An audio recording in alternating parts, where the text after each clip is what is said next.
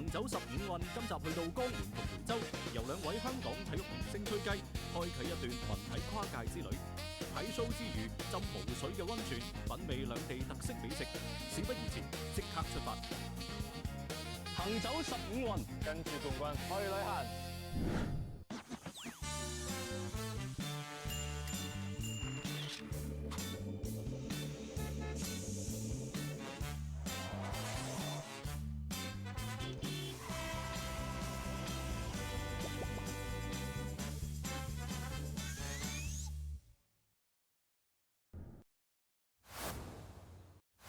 大家好，我係陳海東。今集嘅行走15運，我哋嚟到江門同埋梅州。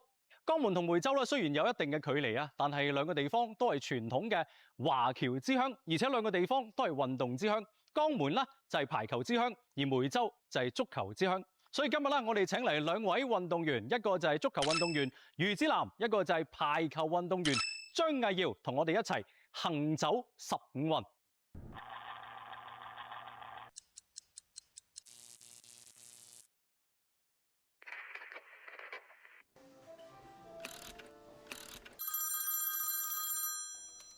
喂，子南啊！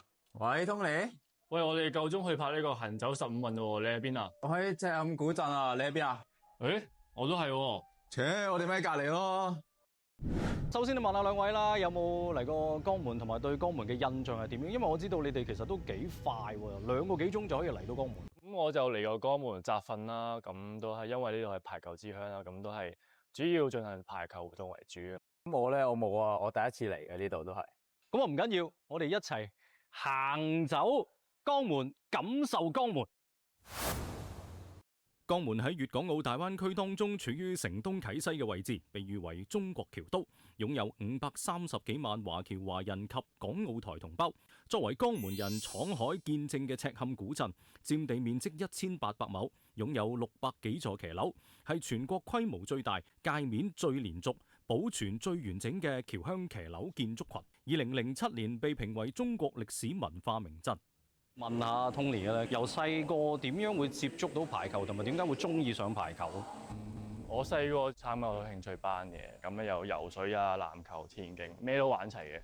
咁就排球係算係最遲去接觸嘅運動啦。但係就可能細個比較瘦啊，咁同埋就排球算係對於我嚟講係容易啲上手啦。排球同埋就可能個天賦比較高少少，咁啊所以就揀咗排球啦。嗱，我哋嚟到江門咧，一定要試下一啲特色嘅嘢。我哋馬上嚟睇下啦。其實咧有啲普通嘅，譬如好似呢啲糯米糍啊、燒餅啊，我相信你哋喺香港都見唔少嘅。但係呢啲鹹雞籠同埋牛腩糍啊，呢啲其實有啲乜嘢你哋係試過，有啲咩你哋未試過啊？試過糯米糍同燒餅咯。砵仔糕咯，砵仔糕。有啲試過，有啲未試過。但係湯圓你哋應該食過啦。鹹湯圓嚟啦！鹹雞湯圓嘅餡並唔係包喺湯圓裏邊嘅，而係用蝦米、雞肉、蘿蔔絲、臘腸等煮湯，再加入糯米粉搓製嘅無餡小丸子，製作成鮮甜鹹香嘅獨特風味。呢個鹹雞湯圓咧，其實最主要就係嗰個鹹雞湯啦，跟住咧仲有好多料啊，成個湯係非常之鮮嘅。同埋真係嗰個感覺會唔一樣，同食甜湯圓唔一樣。係幾新穎個感覺，因為第一次試真係。係啊，Tony 啦，就係你平時喺香港打排球嘅嗰個節制咁樣，即係自己學校嘅賽事啊，跟住仲有一啲球隊啊，即係俱樂部嘅賽事咧，點樣安排？俱樂部多數比賽都係喺3月同埋4月為主啦，咁即係依家就係類似係休賽季咁樣。咁我喺梅州度踢波啦，咁 Tony 啊，你對內地嘅排球嘅發展有咩了解啊？咁首先我之前都翻過嚟打一個全國錦標賽啦，咁過到嚟見識到第一水平好高啦，咁第二就係個設施啊設備好齊全嘅，同埋就好重要就係觀眾嘅熱情去支持佢哋球隊係，我覺得係令我覺得好特別嘅一個同埋好嚮往嘅地方。我之前都有跟可能四川隊咁樣去集訓，咁都好希望之後有機會去唔同嘅地方去參加呢啲嘅訓練呢個比賽。咁你會唔會真係想考慮下翻嚟內地發展成為全職嘅運動員？呢個都有興趣啊，同埋因為之前我打過呢個全國錦標賽啦，咁嗰時都會有球隊有興趣嘅，咁都係可能依家就未係時候啦，即係我自己覺得，即係可能技術上啊或者其他方面，咁可能之後都有機會都會嘗試去參加下呢啲。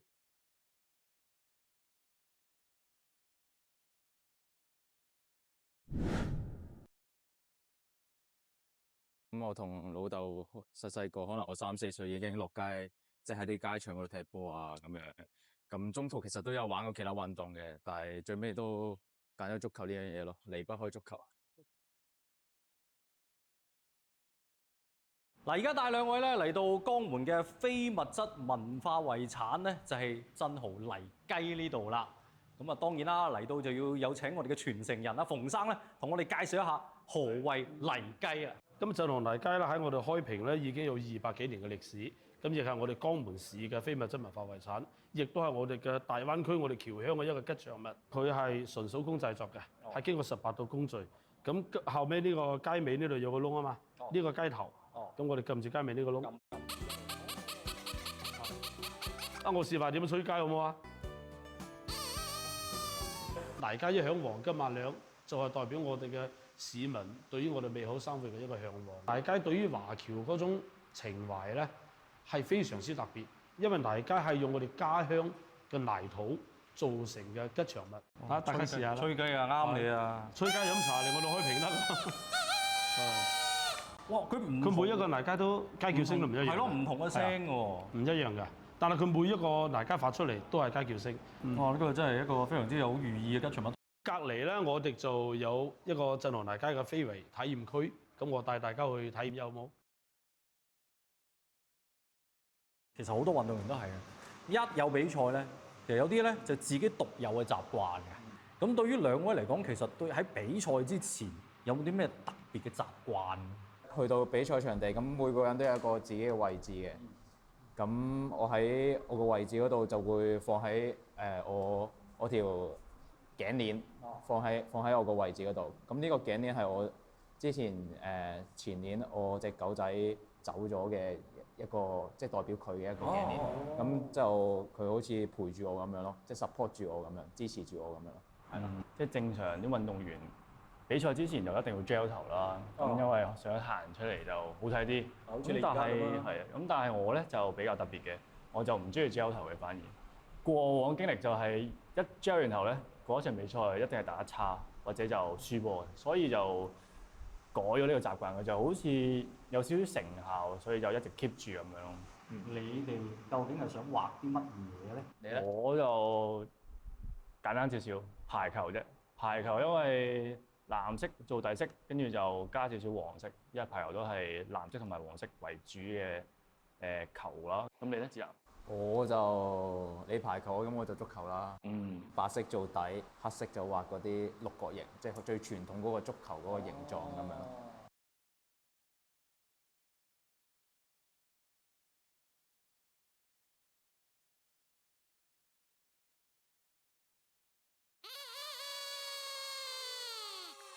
15運，香港健兒加油，廣東健兒加油，全國健兒加油！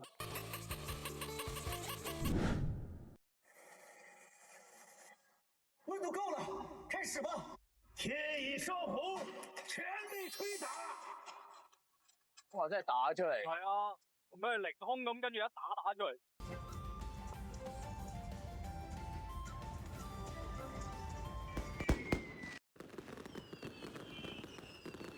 睇完呢個別具特色嘅赤坎古鎮，我哋馬不停蹄去到江門市區打卡15運排球賽場。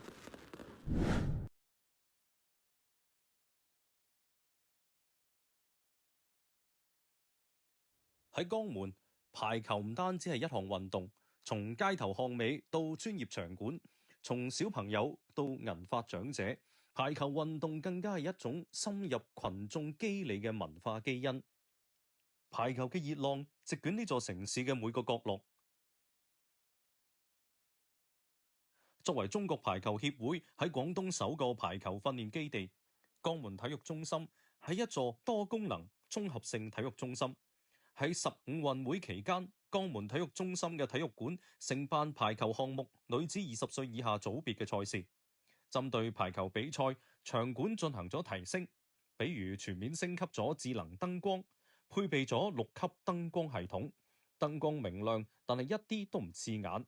場館內鋪設咗楓木地板，配搭國際比賽級別嘅地膠。場館設有觀眾席大約8500個。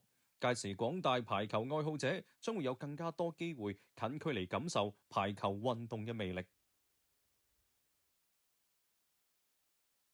嚟到排球館，兩位第一個感覺係點樣咧？其實我第一次嚟排球館嘅，第一個感覺係覺得好大同埋好新淨。Tony，你有冇嚟過呢度打過波？我都嚟過呢度集訓啦，咁都係同你一嚟嗰陣時覺得哇好空曠，同埋就係設施好齊全啦，同埋一入嚟嗰陣時好似香港會展咁啊，好似一個多用途嘅體育館或者文化館咁樣。嚟到排球館，當然啦，阿 Tony 你最擅長嘅呢啲東西咧，一定要同我哋展示一下嘅，教下我哋點樣打排球咯。好，咁嚟到呢度啦，咁今日咧就教大家一個好簡單嘅戰術。咁譬如我哋面對對方係高大球員嘅，咁我哋要打時間差嘅攻擊啦。譬如呢個係個快攻，咁咧就去打個 B， 咁大錘咧就切入嚟打個空網嘅時間差，咁咧就可以容易得分啦。明唔明啊，子涵？收到，Tony Sir。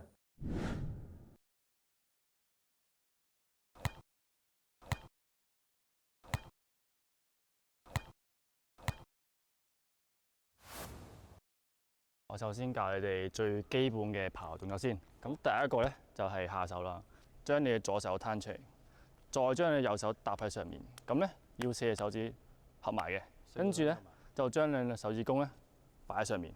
重點嚟咯，隻手咧係要直嘅。咁點樣可以再直啲咧？就係將你嘅膊頭掂嗰條頸。咁呢個空位咧就細啲啊，咁咧就容易啲去接你個下手啦。係啦，OK，good 嘅，good 啦，good 嘅。係啊，有天賦有天賦。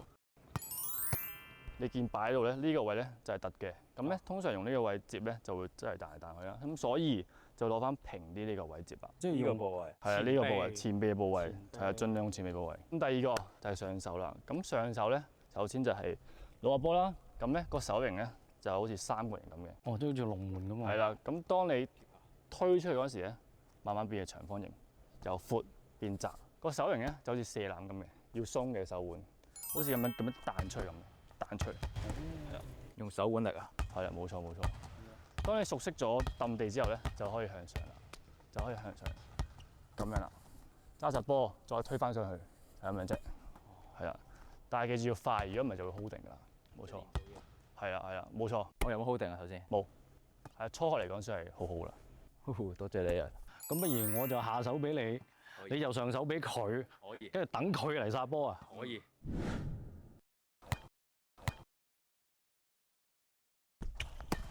係啊，就係咁啦。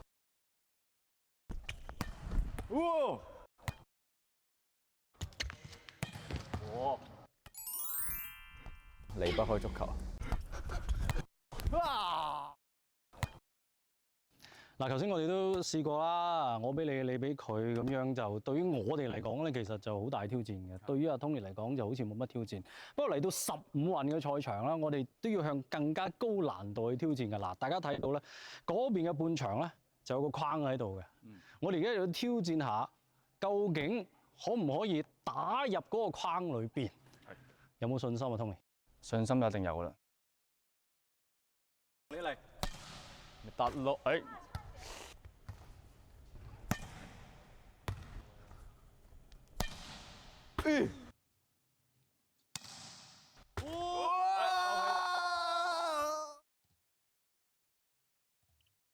信心一定有啦，一定有啦。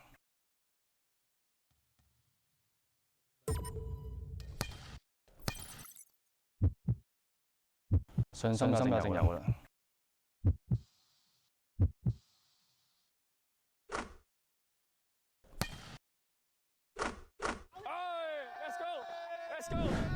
好啦，我哋江門之旅咧到呢度結束咯噃。不過下一站啦，我哋會去到梅州。梅州我哋打，梅州等你哋啊。好啊。前方到達雨華站。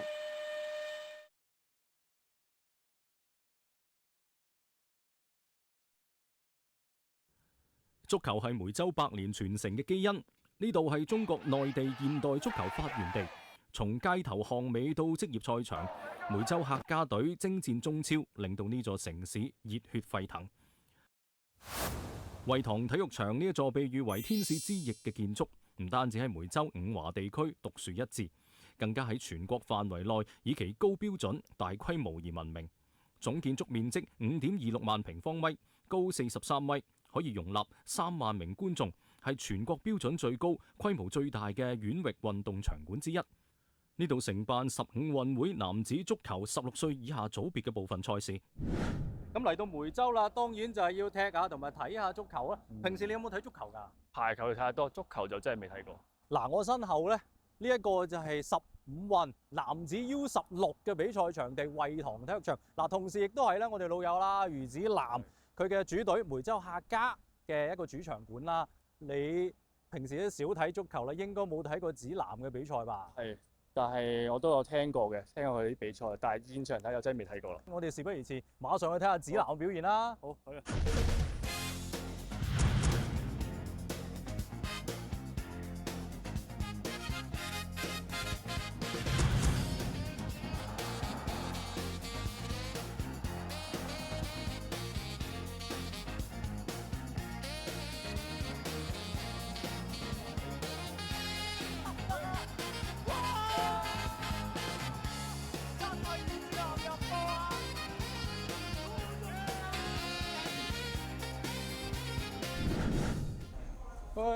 喂，好，冇，通你好波，喂，多得你嚟啊！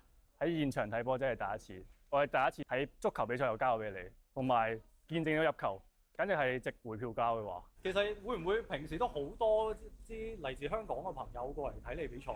都會嘅，梅州同香港其實而家有高鐵，咁2-3個鐘頭已經過咗嚟啦。其實啱啱頭先都好多香港球迷，多謝佢哋嚟啦。而家呢一個場啦，其實就係 U16男子全運會嘅比賽場。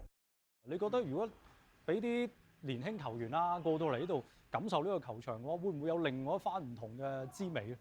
一定好好先啦，咁草地場，而且係比較高質素嘅草地場啦，同埋都好多球迷會入嚟睇波，咁令到啲球員都比較振奮啲咯。喺江門咧就曾經係挑戰過 Tony 嘅強項，就係排球啦。跟住落嚟咧，阿 Tony 就話要挑戰翻你嘅強項，就係足球。咁啊，唔知阿 Tony 你有冇信心咧？足球又一定冇阿南咁強啦，但係獻下醜咯，佢話。談及梅州同埋足球，李惠堂係一個繞唔過去嘅名字。佢馳騁足壇20幾年，一共入咗1860個波。當年一度流傳睇戲要睇梅蘭芳，睇波要睇李惠堂。哇！嗱，呢一個咧真係唔係簡單嘅九窿，呢一個咧其實係梅州球王李惠堂，佢細個嘅時候練射波嘅嗰個窿嚟嘅，所以點解射得咁準？而今日我哋就特登嚟到李惠堂嘅故居，等大家認識一下呢一位中國球王。李惠堂舊居呢，它是由李惠堂的父親李浩儒主持修建的。那建於1892年，130多年的歷史。整的一個舊居呢，佔地面積呢有4400平。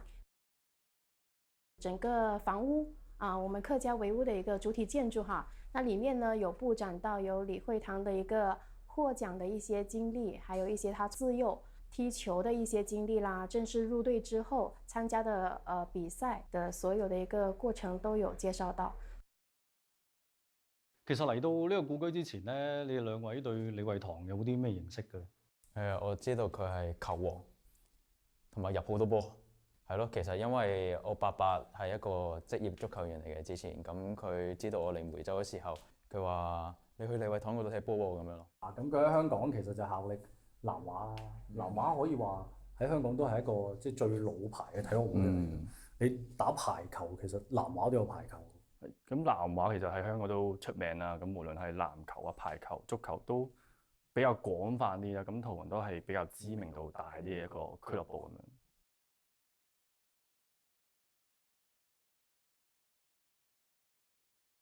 子南啊，我想問下你咧，對於之後嘅足球職業生涯咧，有咩打算或者規劃啊？其實由細到大個夢想都係想係歐洲職業聯賽立足啦。咁而家其實26歲，話細唔細話大唔大，咁但係都好想夢想成真咯。你又覺得梅州呢一邊嘅氛圍咧，即係足球嘅氛圍點樣？我一嚟到其實我大開眼界嘅，咁我好 respect 梅州客家對於足球嘅熱誠啦。咁因為佢哋嘅設施啊，即係硬件軟件嘅嘢都好齊全。嗱，你又講到咁現代化啦，我哋又不如去基地參觀下。好，let's go。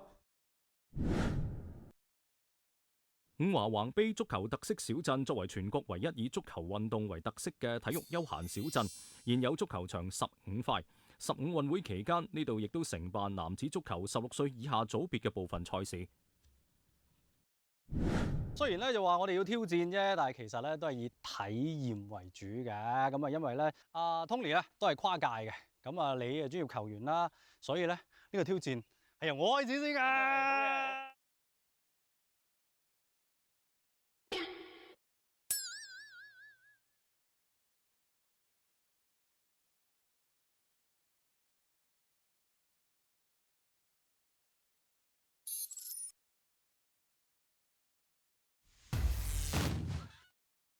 頭先見到兩位啦，其實喺速度上其實有嘅，但係而家追求係穩定性，所以咧其實係可以慢，但係做好個動作先，跟住係繞過啲雪糕筒，比較再接近啲雪糕筒就更加好啦。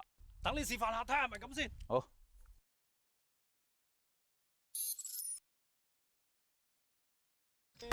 果然係職業球員，好似有啲太簡單喎對你嚟講。你試下一路的波，一路繞過晒啲樁，再射門啦！就嚟啦！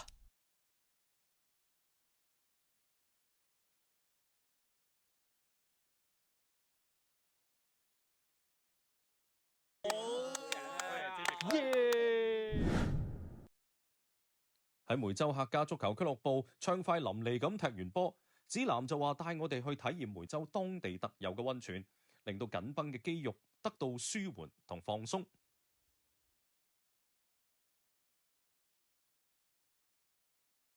睇完呢啲環境，係咪好想浸溫泉呢？係啊，哇！呢度有噴泉，又有泳池。今日我哋唔係浸水，唔浸水浸咩啊？浸泥啊！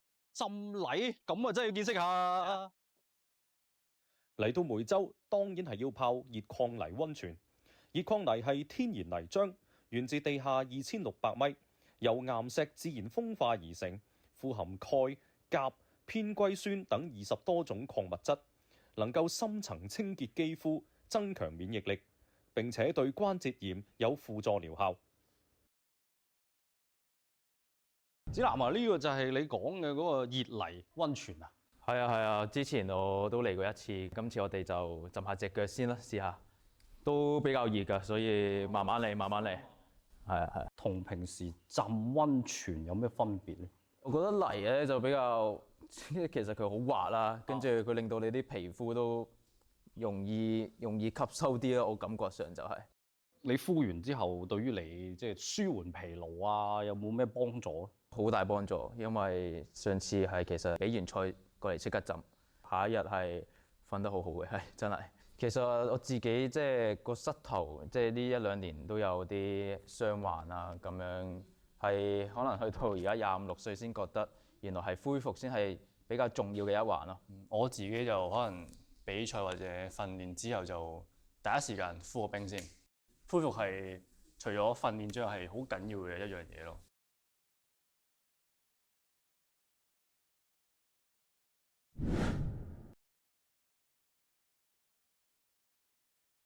浸完泥泉，相信你哋都好肚餓啦。肚餓，好肚餓真係。咁帶你哋食啲好嘢啦。好啊！梅州特色菜，等阿吳經理介紹一下先。呢啲咧就我哋五華熱礦泥嘅特色，呢個係溫泉魚嚟嘅。溫泉水入邊咧煨咗10幾日咧，先至可以上餐台嘅。即係冇啲泥腥味咯，呢個比較新鮮咯。呢個魚生都係赤眼魚生嚟嘅，同啲順德魚生咧就唔同嘅，因為我哋呢邊咧就係切條嘅，跟住又比較清甜啲。呢個咧就糯米醋，醋咧就起到氣嗰啲腥味啦。仲有一個咧經過啲醋浸下咧就比較爽口啲咯。調料咧即係根據個人嘅口味，一啖咁樣食啊。有魚生先至有人心。